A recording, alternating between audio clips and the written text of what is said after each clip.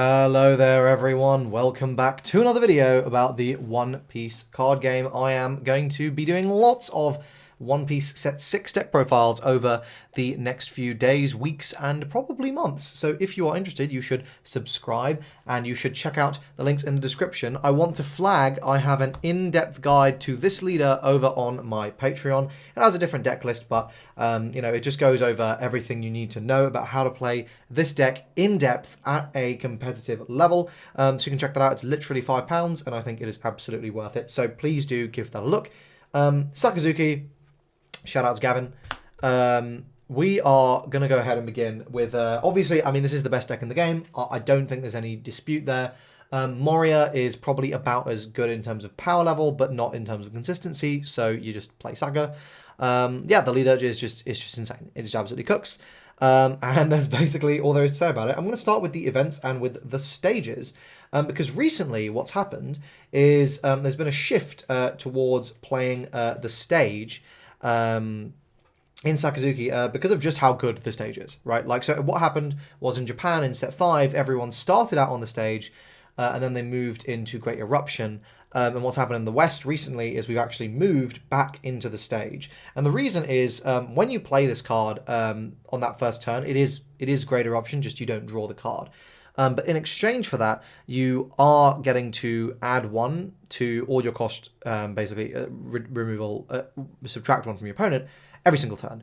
And that's insanely good. That is going to give you a huge amount of reach in a fairly straightforward way. And so you can sort of, I can do the maths for you if you need, but essentially you are able to hit every cost that matters in this format, and indeed every cost, through a combination of various different cards. And you can do it in this deck, and it's usually pretty easy. And as long as you know what you're looking for in the matchup, you can just filter for it. One of Ice Age. So before I was just on all Ice Age. Now I've gone for Navy Base plus Ice Age, just because sometimes, like, sometimes you want to do a little bit of cost reduction, but not like the full big whack 5, so it feels really bad using the Ice Age, and then you don't have the Ice Age for later. The nice thing about the stage is that it's just giving you that consistent sort of little bit extra that you do often need, and where you don't need to full whack Ice Age. And then they were just playing like all the bot decking in the world. And the reason for that is we are in a black meta. You need to be able to deal with Borsalino. You need to be able to deal with Sabo. And this is the big edge that Sakazuki has over Moria. You can bot deck stuff, which is absolutely huge. It's just cracked. It's insane. So Amano Murakumo Sword is just stupid. This card is absolutely stupid. You get to Lucci effect, which is just truly insane. The consistency you get here, this being a 2-cost is so nuts because firstly, now we have 7 2-cost removal tools. And I don't need to tell you which card that probably synergizes quite well with, but you are just going to be able to board wipe with the greatest of ease. And we all know Hands Blaze is completely broken. This card's absolutely ridiculous. Yeah, insanely good. But yeah, like there's just so many insane reasons why you want to be playing all this removal. And it's really, really, really powerful. So moving into the characters, I must confess I haven't managed to get all my alt arts for this set yet. So I am lacking a little bit in that department. We'll start off with the all reliable. Of course, we have 4 Tsuru, just so you can see there. 1 is not alt art, I do apologise. I will get onto that ASAP. I'm basically just waiting for that for April to roll around where we're going to get that nice first premium collection. I'll be able to pick up my Ice Age alts, I'll be able to pick up my Tsuru alts, which is going to be really good. This card's crazy. You can drive off of Moria, it's a 2k counter, and it extends your removal as necessary. So, yeah, good card is good. 4 card of a card this deck did not need. I don't know why. I don't know why they printed Tashigi. This deck literally did not need it. It was already going to be top tier. And for some reason they went, yeah, give it a top 5 searcher. So yeah, this Tashigi is obviously ridiculous, and you need to have it. 1 Helmeppo and 3 brand new. One thing I've noticed is that you actually have way more consistency than you need, because you have, now we have, so it's up to 8 top searchers, plus you have your leader effect. And there comes a point where like you're seeing all your pieces, and so you don't need to play as many ways to see your pieces. You need to play more of your pieces. So that's what I'm doing here. Helmeppo is extremely good because firstly it's got a 1k counter, so you can just throw it away, and secondly it's revives off of Moria. So I guess I'll quickly get into that now. One of the combos here is you Moria and you Rob Lucci. So what you do is you bring back Helmeppo and you bring back Rob Lucci. That's going to let you hit between your leader effect and Helmeppo, you're subtracting 4 costs. Between the stage as well, you're subtracting 5 costs, right? So and that is fairly spread out. So what you could do is you could KO a 5 and you could KO a 3, which is an extremely good way to spread out those costs. What you could also do is you could KO a 4 and you could KO another 4, which is, again, extremely good, especially into things like red, purple lore. So being able to have that little bit of extra flexibility is really, really valuable. Now, the other thing you can do is instead of bringing back a Rob Lucci, which is why I'm playing less copies of it, is you bring back Hina, Rebecca, and off Rebecca you bring back Hina. Now what that's going to let you do is you've just played out all 4 of these things off of 1 card, which is crazy. Then what you've done is you've got 1, 2, 3, 4, 5, 6, 7, 8, 9. You've got 9 costs to reduce. So you can spread that out however you want and slam down an Amano Murakamo.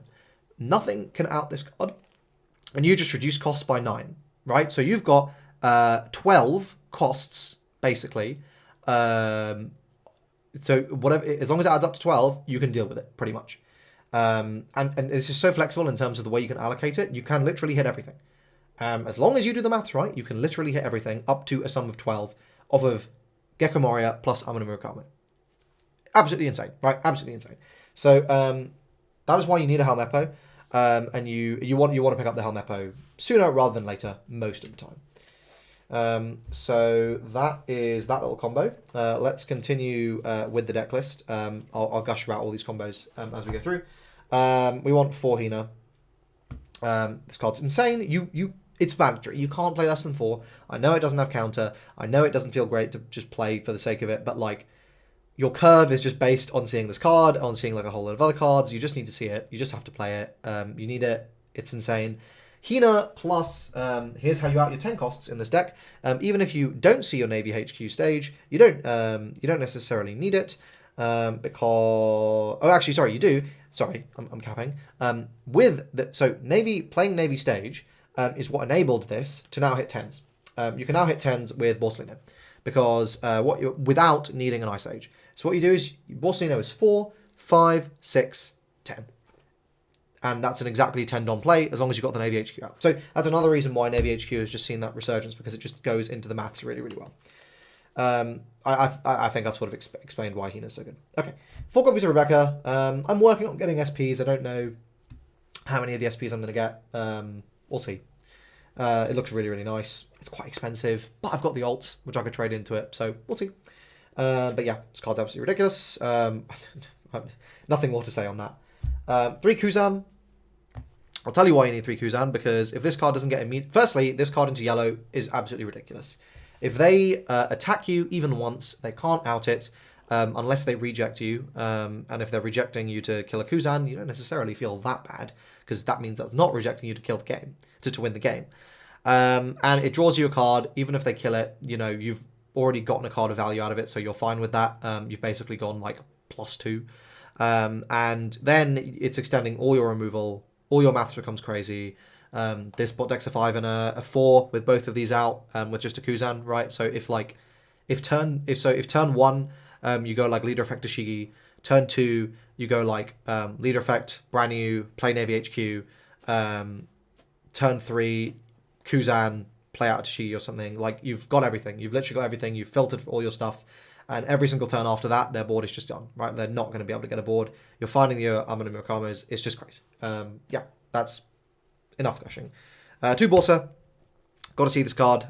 Need this card into various matchups. Unfortunately, it is a 4-cost blocker, which makes it quite susceptible to yellow, just tapping it down. So you do need to play other stuff, but Moria can't out this card. Moria just can't out this card. And it's insanely good in general into all sorts of stuff. Also, sorry, I forgot to mention, this is how you beat the Reiju matchup. They just can't out it, and you just win. But yeah, you need Borsa as well. 2 Lucci, because it's honestly way less essential than it was before. It's a little bit awkward into some matchups, and usually I mean, you hold it or you just revive it off of a Moria, so it's fine. As long as it ends up in trash or you play it, right? Like, and you're filtering 2 cards a turn, you're gonna see it. 4 of your other 2K counter, sadly not Tashigi anymore because Tashigi can't search Tashigi, so you have to play Virgo. Yeah. We gotta play 3 of the GOAT, Sabo. This card is just insane.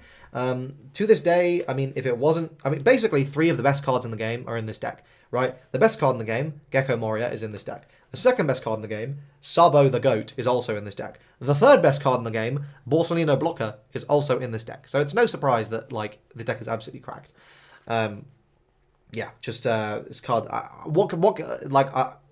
Black can't touch you when you slam this down. Yellow, this can absolutely ruin their day because they can't reject it and they can't tap it down. So you just have that blocker there. You just literally, as long as you play it at the right time against yellow, you are absolutely chilling. Yeah, it's just absolutely ridiculous. I'm playing 1 bot deck Borsa, and I'm also playing 1 Aramaki. This is a little bit of spice. I really like Aramaki. It's a weird card. And I think, honestly, there's a pretty good argument to just play 2 Borsa instead. And honestly, I don't think I'd blame you if you did. That's totally fine. Go ahead and make that change if you want to. But Aramaki is just Hound's Blaze on demand, right? And yes, okay, you have to discard a card, right?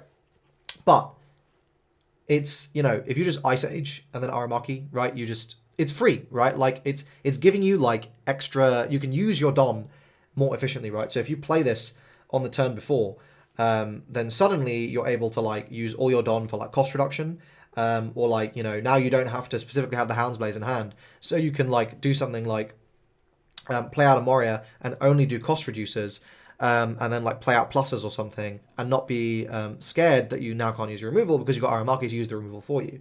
It's also an 11k swing, and it's an 8k blocker, which is like actually quite hard to deal with, and it's an 8 cost, which is again like kind of actually a bit annoying to deal with.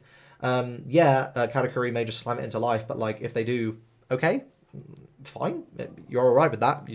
If they're choosing to do that over the Kuzan, then you're pretty happy. Yeah, I think the card's really good. I think it's underrated. It's just my little personal choice there. And finally, missing 1 alt art still. It's in the post. For Moria, this card's just... I don't think I need to say any more on why Gecko Moria is a fundamentally broken card, because you know it is. So that is my Saka deck.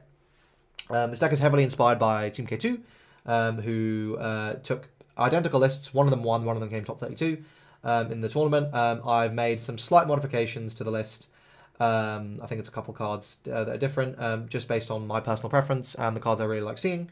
And that's what you should do with this list. If you like it, you should play it. And you should, honestly, I think you should just play it anyway. See how it feels, get some games on it, see what you like, see what you dislike, and make changes based on that. But the deck is just gas. Like, it's actually just gas. It just does like literally everything. Like the main thing, this was basically what my list looked like before, but I put in the Navy HQs based on testing when I saw their lists, and it feels just crazy. And sitting there and actually working out how it goes into every single, like it just makes your maths like better. It literally just makes your removal better. Made me absolutely love the card. I think Ice Age is fundamentally broken, and it is sometimes. It's so great to just see and just like deal with something.